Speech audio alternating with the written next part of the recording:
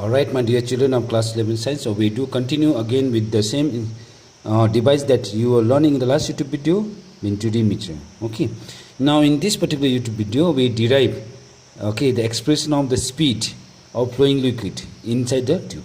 Okay, so for that we follow the principle of continuity and as well as we follow the Bernoulli's theorem. Now for that let me just do consideration. Now I write down that let A1, see I am writing A1 and what? A2. So A1 and A2 are the what? A1 and A2 are the cross-sectional area. These are the what? Cross-sectional area. Okay, cross-sectional area of the what? Tube. Okay, cross-sectional area of the tube. Okay, at different end, and this different end where the cross section area are A1 and A2 that you have already seen in the diagram also. That means I've already explained in the diagram A1 and area are the different cross section area. Okay, so are the cross section area different end of the tube, different ends of the tube, and I've already considered, children, the tube is XY. But as for the diagram, if we follow, A1 we have already considered as greater than A2. A1 is greater than what? A2. Now when this have different, the tube has different cross section area where the liquid are flowing, then I consider the velocity of the liquid like we are taking with water. So I write down let B1 and B2. So B1 and B2 are the velocities of flow. These are the velocity of flows of what? Flow of water, for cross section area A1 and A2 respectively. A1 and A2 what respectively? That means at cross section area A1 how much velocity the liquid flows? B1. At cross section area A2 how much velocity the liquid flows? B2.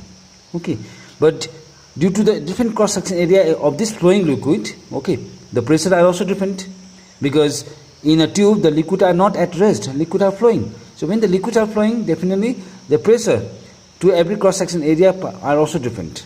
Are also what? Different. Because in case of flowing liquid, at every cross section area the velocity which are different. Definitely the speed means the velocity which are different means the force which exert on that liquid to raise the level of the liquid in that tube, that is called capillary tube, are also different. That's why that pressure are also different. So I consider the pressure are P1 and P2. So P1 and P2 are the what? Pressure. These are the pressure at the two end. The pressure at the two end, and that two end that you know is let me just consider two end at two end only. Let me write P1 P2 are the two pressure at two ends having cross section area. Let me write this way only, having cross sectional area A1 and what? A2. Now what type of flow we are assuming out here? The streamline flow, and the liquid in which the liquid flowing in the tube is called streamline liquid? Incompressible liquid and non-viscous liquid. So definitely at every cross section area the velocity are different. So which principle that we can follow out here? The principle of continuity. So I do out here that if we assume that flow of liquid, the flow of what? Liquid, and this liquid we are considering as say water, in the tube, the flow of water, liquid, that is water in the tube, is what? Streamline. Streamed line. Then we follow the what? Principle of continuity. Then I write down by the principle of continuity. Then by the principle of continuity, we can write down that A1 into B1 equals to A2 into B2. Yes, the product of area cross section and the velocity of flow at every cross section area is always constant, And this A1 B1 is actually the rate of flow that we have learned already. Okay, so A1 B1 equals to A2 B2. So if A1 B1 equals to A2 B2, now I collect A1 term in the left hand side and B term in the what? A term in the left hand side and B terms in the right hand side. So A1 divided by A2 I will take in the denominator. B2 is already there in the right hand side of numerator. So this B2 I will take in the denominator, which means A1 by A2 equals to B2 by B1. And this relation also says that area and velocity are inversely proportional to each other. So let me just give this as equation number what? 1. Now liquid which is flowing throughout the tube from one end to other end have the same density. Because the same liquid is flowing, that means they have the same density. So I have already assumed out here that rho be the density of the liquid. But we are taking which liquid? Children, again we are taking particular liquid out here, that is water. Now when liquid flows in the tube, as you know, the total energy per unit volume, okay, remain what? Constant. And total energy per unit volume means pressure energy, kinetic energy and potential energy per unit volume remain constant. And this is expressed by which theorem? Bernoulli's theorem. So what I do, I apply Bernoulli's theorem to every part of the tube. So by applying Bernoulli's theorem, okay, we have already assumed the tube is a what? Horizontal tube. This is Bernoulli's theorem for what tube? This is for horizontal tube. So children, this is important part for horizontal what? Tube. And you know, for horizontal tube, only the two energy remain constant. One is called pressure energy, another is kinetic energy. Now potential energy always become 0.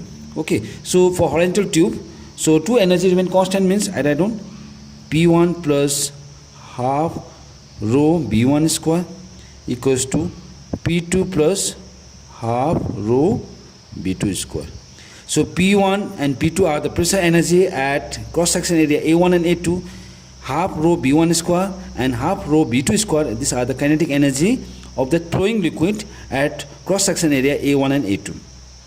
But you know, Bernoulli's theorem completely based on the principle of conservation of energy. So energy must remain constant at every part of the tube. So this relation simply say that when the kinetic energy at one end is more, the pressure energy is less. So more kinetic energy, less pressure energy. Less pressure kinetic energy, more pressure energy, so that it balance each other. Which means kinetic energy more means the velocity become more. When velocity is more, the pressure is less. That's why children remember this. So as per the principle of as per the Bernoulli's theorem, okay, pressure energy and velocity, pressure and the velocity are inversely proportional to each other. That means more the velocity in which the liquid flow at any cross section area, there is less pressure. That's why if you look at the diagram, the liquid is flowing at different velocity, say as B1 and B2 at two different cross sections. But as you know that this velocity B2 is more at this cross section area. Due to more velocity, the pressure exerted by the liquid, pressure exerted on the liquid will be less. That's why due to less pressure, the liquid rises to less height. And due to more pressure and less velocity, the liquid rises to more height. And due to difference in the height, see there is a difference in the height, okay. Due to the difference in the pressure, actually there is a difference in the pressure between these two ends, there is a difference in the height of liquid column occur in this tube, and this tube is called capillary tube. Now let me continue with this expression again. So what I do, children, I'll bring this pressure term in the left hand side. So P1, P2 I'll bring the left hand side, is minus P2. Now I collect this in the right hand side.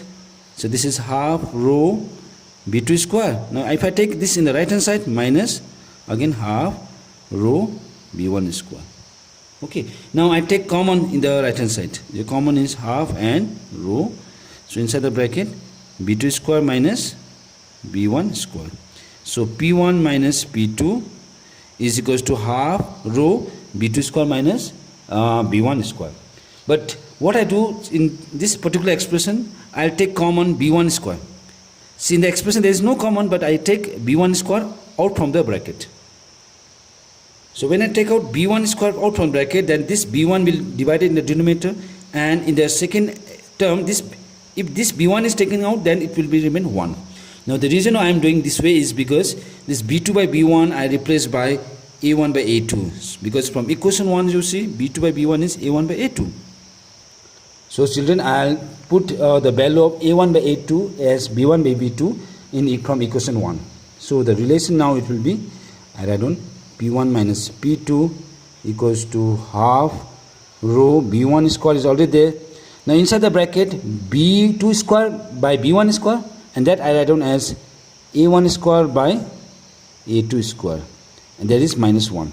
So I simply replace B2 square by B1 square as A1 square by A2 square. Now let me take LCM, half rho B1 square. So LCM will be A2 square, sorry. So this will be divided, remainder is 1, so it will be A1 square minus, there is 1 divided to A2 square is A2 square, so A2 square into 1 means A2 square. Okay, now this is P1 minus P2. Now as you know that the height, okay, the height in the liquid level of this tube, capillary tube, is equals to h. But as per the height which occur by the liquid in the capillary tube, that height is expressed in terms of pressure. The pressure, difference in pressure exerted by the liquid at two ends, which means this is the difference in pressure. That means this difference in pressure P1 minus P2 is also equals to H rho G. So the liquid, also pressure of the liquid is also depend upon the height, the density and the gravity, and that pressure is given by H rho G. And this pressure H rho G is equals to the difference in the pressure exerted at two ends. So P1 minus P2, children, is also equals to H rho G. So I replace now, I write on H rho G equals to half rho B1 square bracket A1 square minus A2 square by A2 square. So this rho and rho cancel out. Okay, now from here I'll make B1 square as a subject. If I make B1 square as a subject, now this B H rho Hg is already there and A2 is also multiplying. So I write down 2gh into A2 square divided by this A1 square minus A2 square will go in the denominator. So children, I have not done anything. I just made B1 square as a subject. So this Hg is already there and multiply with 2. So 2Hg, and A2 square is also multiply in the denominator, so that this quantity will go in the denominator. But children, out here we actually need to calculate B1 only. So I remove square sign. So on the other hand, you have to give square root. So 2gh A2 square by A1 square minus A2 square. This is A2 square. So A2 square root means A2 only.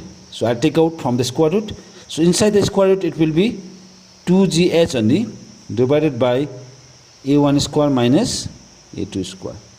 So this is the expression that measures the speed or the velocity in which the liquid flow at the cross-section area A. Similarly, we can calculate the speed in which the liquid flow at cross-section area A2 also. So children, we have determined the speed of the flowing liquid at every cross-section area. So this is actually with the cross-section area A. As I said, we can calculate for cross-section area 2 also, okay, A2 also. But with this speed, even we can calculate the rate of flow of liquid. Now children, we can easily calculate the rate of flow of liquid. The rate of flow of liquid means also the volume of liquid like water flowing per second. So I have already assumed out here that Q. So Q will be the volume of water or liquid flowing per second, means the rate of flow of liquid in the tube. That tube is XY. Then that Q equals to A1 into B1. Because I told you rate of flow is measured by area into velocity. But we are calculating for area A1 and velocity B1. Okay, so A1 is A1, now B1 we have already calculated A2 square root of 2gh by A1 square minus A2 square. So what is the rate of flow of liquid to every cross-section tube, which is given by A1 A2 square root of 2gh by A1 minus A2 square. A1 square minus A2 square. So by measuring the height and knowing the cross-section area A1 and A2, the rate of flow can be easily determined. So children, with this formula we can determine the rate of flow of the flowing liquid. So children, the final expression of rate of flow I have already derived, and the formula, as I said already, is A1 A2 square root of 2gh by A1 square minus A2 square. So using this relation, we can do even numerical also. Okay, so I've explained in detail about one of the instrument called Venturi meter. Okay, now there are other instrument or other devices which also works under the principle of Bernoulli's theorem. Okay, just like the shape of the wings of an aeroplane is also based on Bernoulli's theorem. Bunsen burner, when it glows, okay, that also works on Bernoulli's theorem. Atomizer, which we use, okay, that is also based on Bernoulli's theorem. Filter pump we use, that is also works on the principle of Bernoulli's theorem. But we are not going to discuss in detail with that instrument. This is one of the instruments where we measure the rate of flow as well as the speed. So this is all about Venturi meter. So this is for Venturi meter. Now in the next YouTube video you learn the velocity of efflux. This is also one of the important topic, and that is the last topic from this chapter. Thank you so much.